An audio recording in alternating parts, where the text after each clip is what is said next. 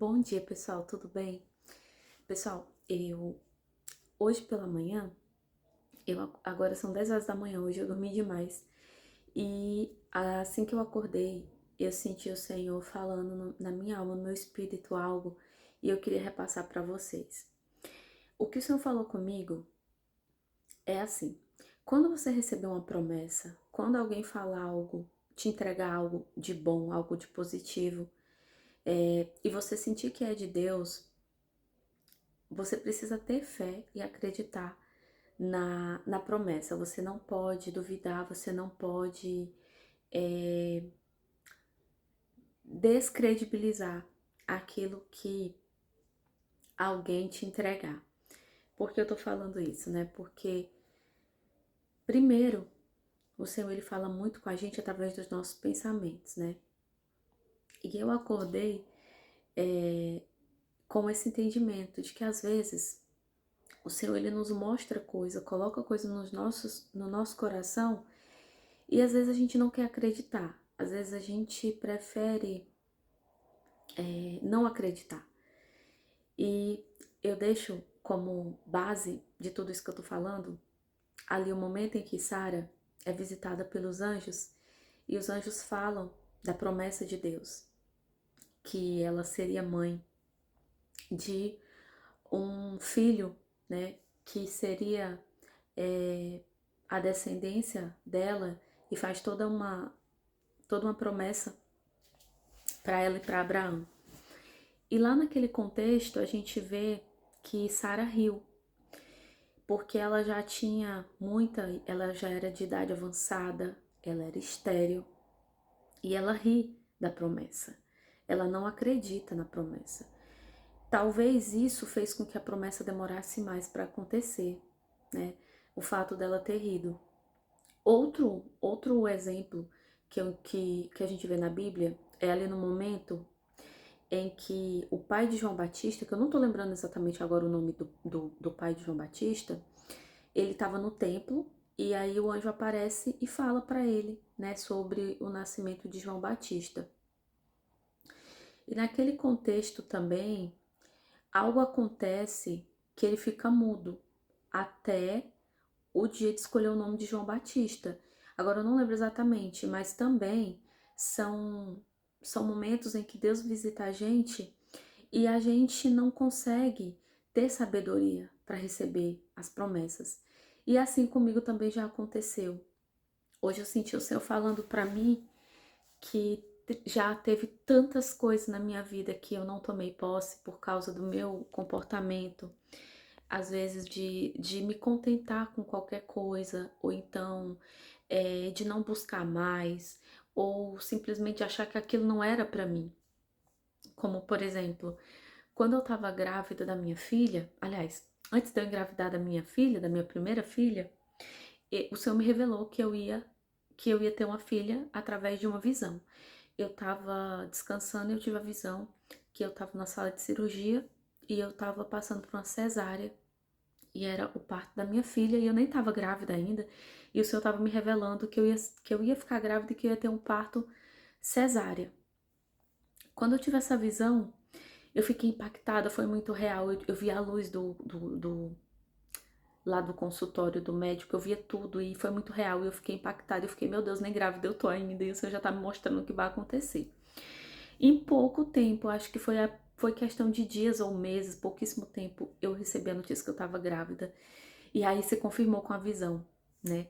E eu pensava assim, nossa, na visão era uma cesariana, eu tava na sala de cirurgia. Só que eu não queria cesariana, eu queria parto normal. Eu tinha muita vontade de ter parto normal, não sei porque eu achava que a dor não era tão grande assim. E aí eu fui ter parto normal, quando a minha filha já estava no tempo de nascer. Eu rejeitei ter parto cesariana. E o que acontece? Acontece que eu sofri muito no parto normal. Eu não tinha condições de ter parto normal. E eu queria ter parto normal. Deus tinha preparado para mim uma cesariana, porque ele sabia que eu não tinha condições. E eu fui teimosa. E eu quis ter parto normal. Gente, eu sofri tanto. O meu parto foi fórceps, que é o parto em que a criança é puxada porque a mãe não aguenta colocar a criança para fora. A minha filha nasceu com a cabeça toda deformada. A cabeça da minha filha, eu sei que as crianças geralmente nascem com a cabecinha mais pontuda, mas a cabeça da minha filha não foi fotografado, mas eu vi, parecia assim um, um cone não, algo assim bem comprido, sabe? A cabeça dela saiu toda, é, foi puxado com ferro, né? E a minha filha, gente, foi um milagre, porque eu não tinha condições de ter o parto normal, porque eu tinha transtornos psicológicos que eu não sabia. Quando a minha filha tinha 3 anos de idade, eu fui descobrir um monte de transtorno psicológico que eu tinha, depressão, ansiedade, outras coisas mais. Então, só pelo fator psicológico, eu não podia ter um parto normal. E por que que Deus permitiu que eu tivesse um parto normal? Porque eu queria muito ter um parto normal, mas eu colhi as consequências da minha teimosia. Eu sofri muito e a minha filha também colheu as consequências, porque ela foi diagnosticada, né, com autismo com 2 anos e pouco. E às vezes eu penso se... Porque o autismo ele tem muitos fatores, não é apenas um fator, são vários fatores. Aí às vezes eu penso se ela tivesse passado por um parto cesárea, se tivesse amenizado um pouco ali o sofrimento e tudo, porque quando a mãe ela não tá com condições de ter o parto normal, a criança sofre muito mais, né? Um sofrimento ali fetal muito grande. Resumindo toda a história, gente, o que Deus tem para nós não acrescenta dor. O que Jesus sonha para a gente não acrescenta dor, né? A palavra do Senhor diz que a bênção do Senhor enriquece e não acrescenta dor.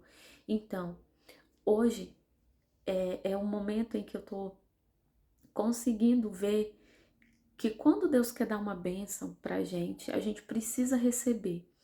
Porque eu acho que esse meu problema de querer coisa sofrida, querer coisas dolorosas, vem talvez de ter tido uma infância traumática, de ter tido uma infância muito sofrida. E eu me acostumei com o sofrimento, eu me acostumei com a dor. Então, geralmente eu procurava coisas assim que vinha, por exemplo, o parto normal é normal. Sim, é normal para quem tem condição, para quem pode. Mas no meu caso, eu não tinha condições. Mas mesmo assim, mesmo a gente não tendo condição, Deus opera um milagre, né? E hoje, para honra e glória do Senhor, a minha filha tá bem, ela é autista, mas ela se desenvolveu muito bem, é um milagre. Então, gente, a mensagem é essa: quando Deus se manifestar a você através de sonho, de visão, revelação, pessoas ou qualquer outra coisa, falando de bênçãos para a sua vida, receba com coração crente, com coração aberto, com coração leve, não rejeite as bênçãos do Senhor. E eu falo isso porque eu sou uma pessoa que eu rejeito muito as bênçãos de Deus, não por mal, mas por ter me acostumado muito com o sofrimento, com coisas assim que dói, sabe? Por exemplo, ultimamente o Senhor ele tem colocado muito na minha mente me fazer prosperar, me fazer crescer, enfim, me abençoar. E muitas vezes eu fico com medo, sabe? Tenho medo de prosperar, tenho medo de tomar posse de bênçãos que eu não esteja preparada. E realmente isso faz sentido, a gente tem que estar preparado para tomar posse das bênçãos do Senhor. Mas eu acho que a decisão primordial quando você recebe uma promessa é receber com alegria, confiar que o Senhor vai te preparar. E principalmente receber com alegria, porque quando Deus faz uma promessa, entrega uma promessa e a gente não recebe com alegria, a gente rejeita aquilo, provavelmente a bênção vai voltar.